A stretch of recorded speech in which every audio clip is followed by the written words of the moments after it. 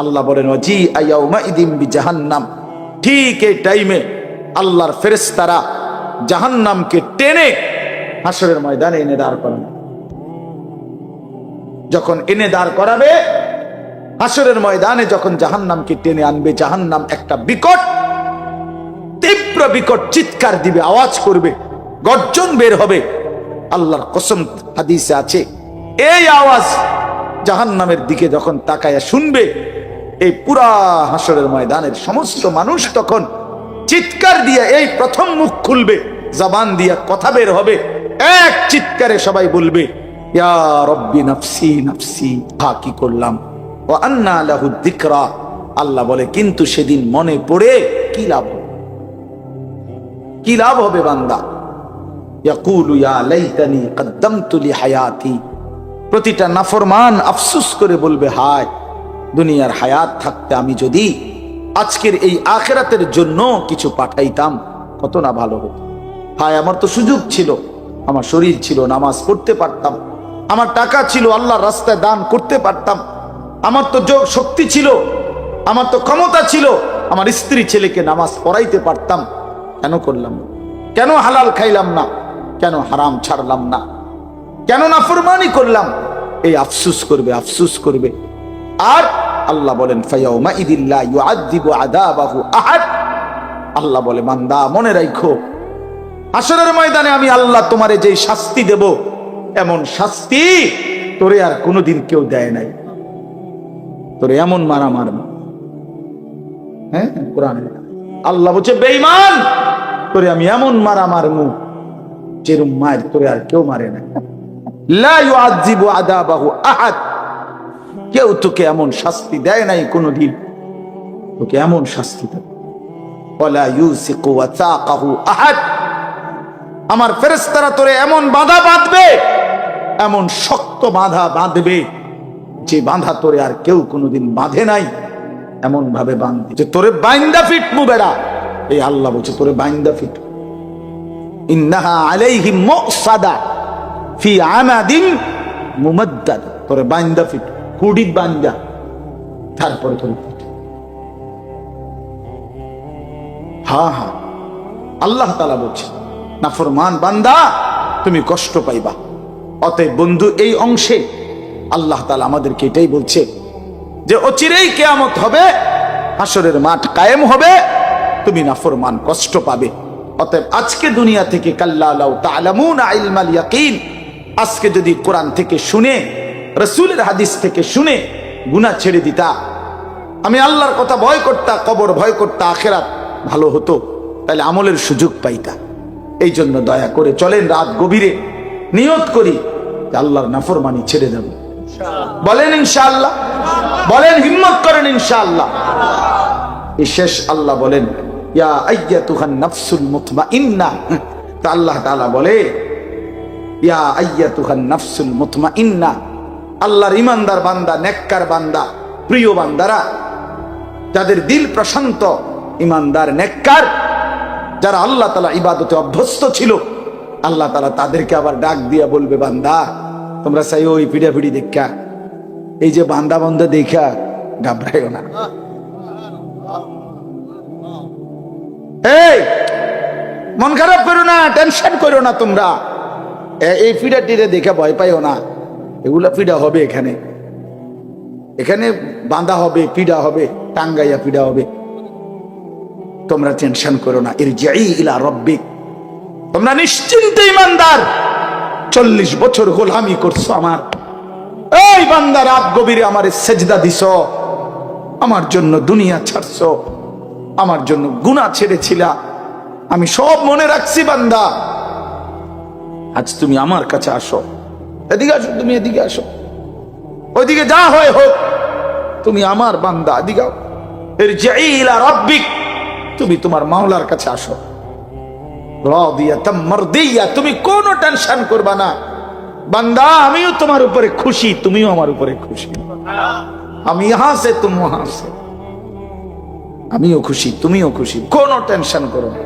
পুরা আরবের সমাজটা ধসে গেছে, পচে গেছে, গলে গেছে, আপনি বন্ধু দাঁড়ান, বন্ধু আমার মানুষের এই করুণ পরিণতি দেখে, আল্লাহর নাফরমানির মধ্যে ডুবাই দেখে আপনি ঘুমাইতে পারেন না, শুইতে পারেন না। দাঁড়ান বন্ধু, ওঠেন, জাগেন বন্ধু। ফাআনজির, আর আপনি আল্লাহর ভয় দেখান, জাহান্নামের ভয় দেখান, কবরের ভয় দেখান, পরকালের ভয় দেখান। প্রিয় ভাই আমার, সেই যে নবী উঠলেন 23টা বছর শুধু বলেই গেলেন, থামলেন সেদিন মালাকুল মউত আজরাইল রূহ কবজ করছে যেদিন, নয়তো তার 8 মিনিটও বলছে উম্মত এই আজরাইল চলে আসছে, জিব্রাইল দাঁড়িয়ে আছে। আয়েশা রাদিয়াল্লাহু তাআলা আনহাকে বললেন, আয়েশা আমি চলে যাচ্ছি, আমার উম্মতকে শেষবারের মতো বইল আসসালাত আসসালাত আসসালাত, নামাজ নামাজ নামাজ, আমি যাচ্ছি। এই যে বলছে কুম ফাআনজির, দাঁড়ান বন্ধু, ওঠেন, মানুষকে ভয় দেখান, আল্লাহর ভয়। তাহলে নবীর দায়িত্ব কি ছিল? মানুষকে আল্লাহর ভয় দেখান। কি ছিল বলেন না? আল্লাহর ভয় দেখান। কওমকে ফিরাবার জন্য চেষ্টা করছেন। এই ফিকিরে, এই মাহফিল, এই ফিকিরে আমি এই কথাটা মূলত বুঝাইতে চাইছিলাম। ইখলাস বিফলে যায় না, ইখলাস বিফলে যায় না, তাকওয়া বিফলে যায় না, নিষ্ঠা বিফলে যায় না। আপনারা যারা বাড়িওয়ালা, ইনশাআল্লাহ মনে রাখবেন আপনারা ভাগ্যবান। আমি নিজে কিতাবে পড়ছি, পরে ভাইয়া কিতাবে স্পষ্ট আছে, আমার কাছে ওই কিতাব গাড়িতেও আছে, আত-তাযকিরা, ইমাম কুরতুবী রাহমাতুল্লাহর লিখিত কিতাব। আল্লাহর নেক বান্দারা যারা কবরে যায়, তখন ওই কবরে নেক বান্দাদের কাছে যখন নতুন কাউকে কবরস্থ করা হয়, তখন তারা সব কবরবাসী নেককাররা ও বেটার লগে দেখা করে,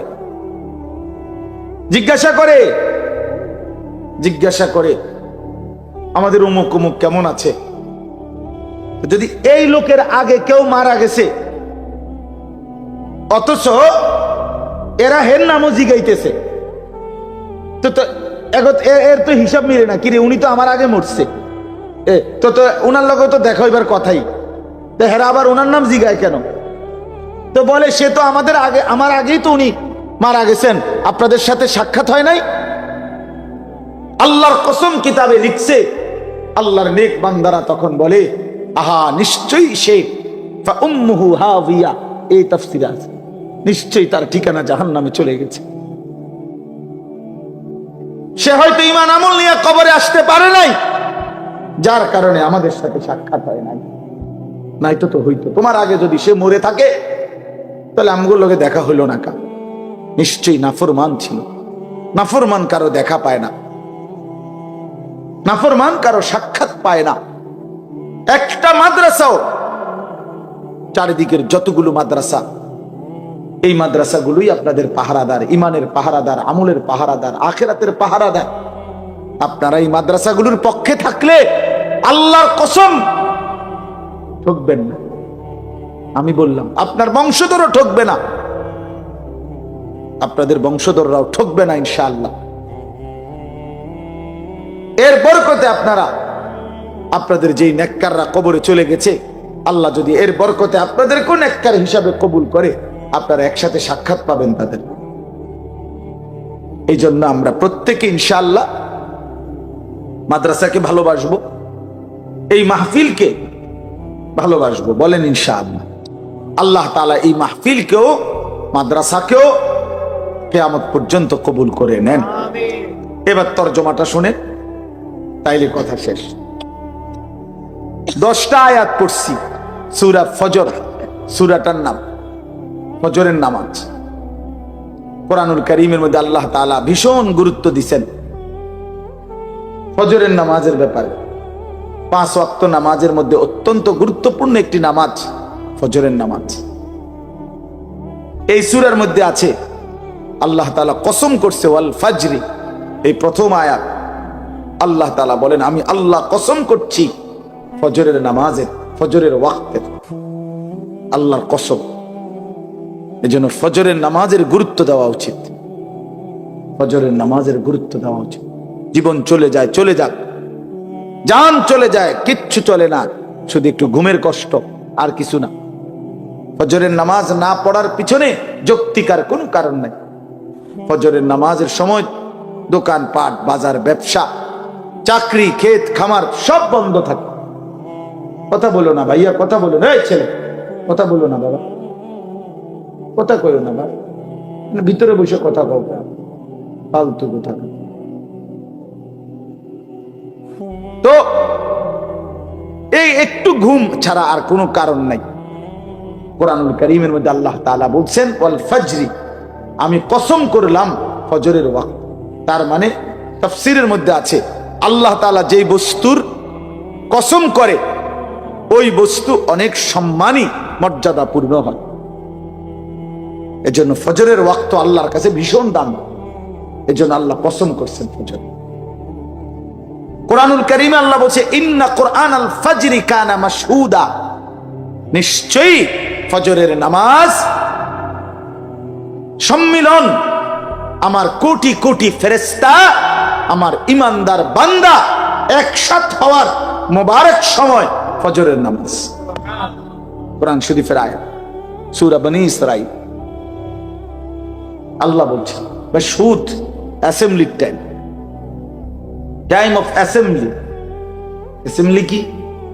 কোন শিক্ষা প্রতিষ্ঠান অথবা কোন প্রতিষ্ঠানের শিক্ষক, কর্মকর্তা, কর্মচারী, শিক্ষার্থী, এই সবাই এক ক্লাস টাইমের আগে আধা ঘন্টা 20 মিনিট সমাবেশ করে, এটা দাঁড়ায়, এখানে কিছু কথাবার্তা হয়, কিছু বলে, সবাই একসাথে দাঁড়ায়, সমাবেশ হয়।